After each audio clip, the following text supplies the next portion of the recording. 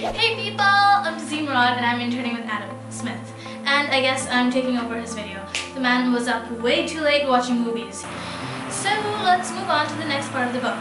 As to recap for the clueless, Adam Smith has been explaining the second part of his book, The Wealth of Nations. Going chapter by chapter, he's hoping his ideas become more clear for today's humans. And yeah, he kind of time traveled into the present day. To hear more about his stories and learn more about his book, check out his channel below and subscribe to us. Yay!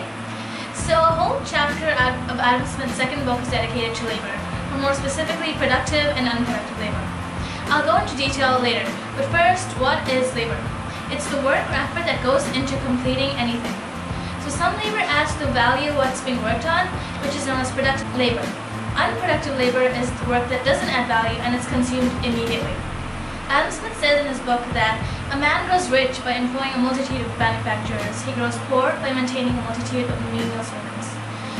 So a man who has many manufacturers grows richer because these manufacturers do something of value.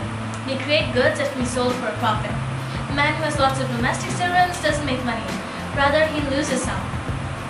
However, the domestic servant is still important as he does some of the work the man may not be able to get around to doing.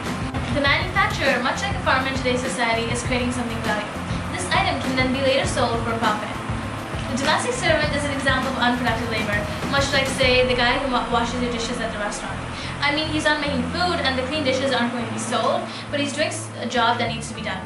Teachers, doctors, lawyers, they all fall into the category of unproductive labor.